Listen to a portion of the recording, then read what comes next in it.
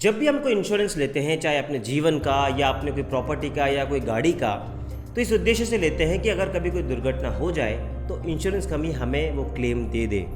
लेकिन अक्सर ऐसा देखा गया है कि इंश्योरेंस कंपनी हमारा किसी न किसी ग्राउंड से वो क्लेम रिजेक्ट कर देती है। कई सारे क्लाइंट्स मुझसे पूछते हैं कि सर क्या तोड़ है इसका कि हम उस क्लेम को निकलवा पाएँ। तो मैं आपको बता दूं, हाल ही में honourable supreme court of India ने 2023 में एक लैंडमार्क जजमेंट दिया है और बताया है कि कैसे आप इंश्योरेंस क्लेम ले सकते हैं। और स्पेशली अगर आपके पास कोई गाड़ी का इंश्योरेंस यानी व्हीकल इंश्योरेंस है तो जजमेंट एप्टली आप पे अप्लाई होता है। अभी जजमेंट क्या है, क्या इसके फैक्ट्स है, वो हम आपको बताएंगे। इस वीडियो के अंत तक बने रहिएगा क्योंकि हो सकता है कि एक छोटी सी टिप आपके इंश्योरेंस क्लेम में आपके काम आ जाए। शुरू करते हैं आज का एक खास वीडियो। Welcome back to channel. मैं हूं आपका वकील दोस्त नमन मोनोत और आप मेरे साथ देख रहे हैं लीगल शॉर्ट्स। ये वो चैनल है जो आपको जागरूक करता है कानून की हर छोटी से बड़ी जानकारी के लिए। तो आइए शुरू करते हैं आज का ये वीडियो।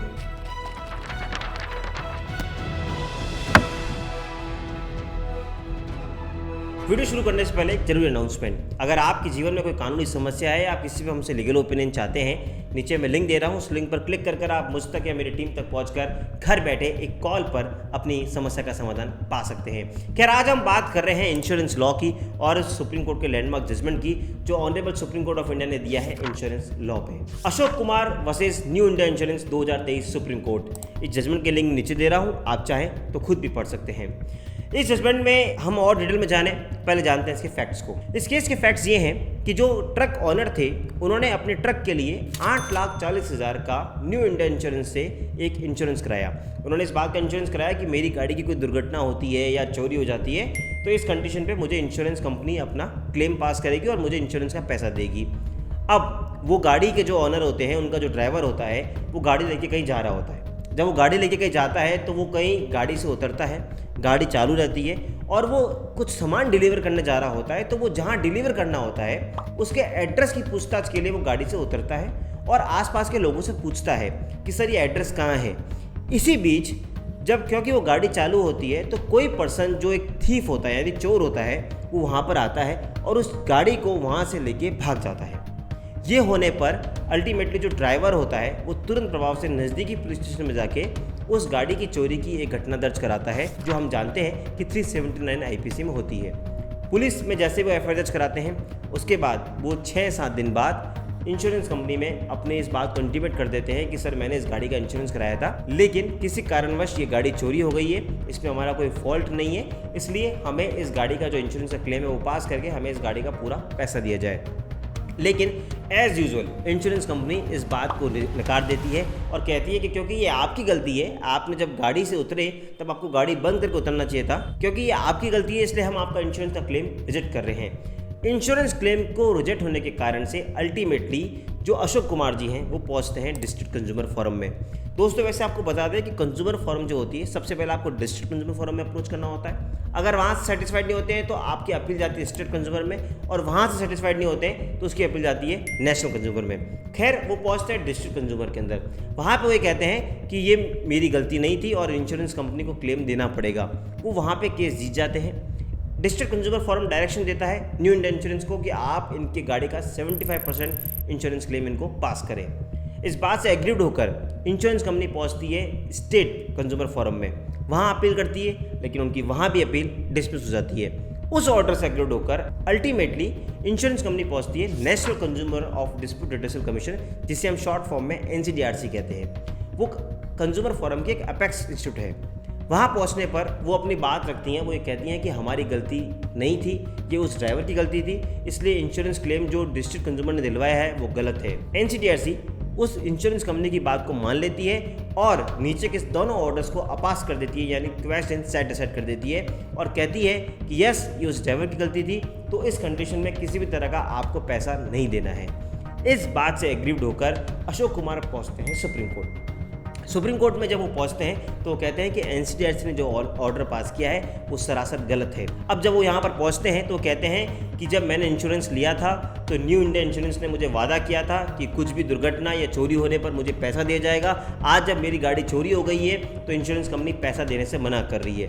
वहीं इंश्योरेंस कंपनी की तरफ से 2 ग्राउंड आते हैं। ये ग्राउंड इसलिए मैं बता रहा हूँ क्योंकि हो सकता है हमारे केस में भी ऐसा है, तो हमें पता होना चाहिए कि honourable supreme court of India उन ग्राउंड्स पे क्या कहती है। जब कंपनी 2 ग्राउंड्स लेके आती है, उनका पहला ग्राउंड होता है कि सर हमारी जो इंश्योरेंस पॉलिसी है उसकी कंडीशन नंबर 1 है, वो ये कहती है कि इमीडिएट आपको रिपोर्टिंग करानी है अगर आपकी कोई चीज़ चोरी होती है तो। लेकिन यहाँ पर अशोक कुमार जी ने 6 दिन के डिले से हमारी कंपनी में ये इंटीमेट कराया है कि उनकी गाड़ी चोरी हो गई, इसलिए हम ये चाहते हैं कि उनको इंश्योरेंस क्लेम नहीं दिया जाना चाहिए।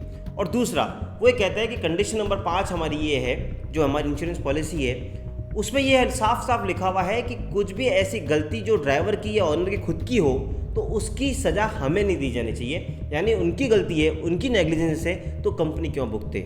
दोनों पक्षों के आर्ग्यूमेंट सुनने के बाद honourable supreme court of India कहती है कि हम अब इस पे अपनी फाइंडिंग्स देते हैं। तो अब 2 इश्यूज होते हैं। पहला इशू होता है delay in reporting the case, और सेकंड होता है कि क्या ये ड्राइवर की गलती थी या नहीं। पहला इशू जो तो होता है वो डिले का, वो जो कंडीशन नंबर 1 होती है उस पर सुप्रीम कोर्ट ऑफ इंडिया कहती है कि ये अक्सर इंश्योरेंस कंपनी ये ग्राउंड रेस करती है कि हमारे पास उन्होंने लेट रिपोर्ट किया, जो कि एक सरासर गलत ग्राउंड है। देखिए, जब कोई गाड़ी चोरी होती है तो ड्यूटी होती है ऑनर या ड्राइवर की कि वो सबसे पहले पुलिस स्टेशन में इन्फॉर्म करे, ना कि इंश्योरेंस कंपनी को।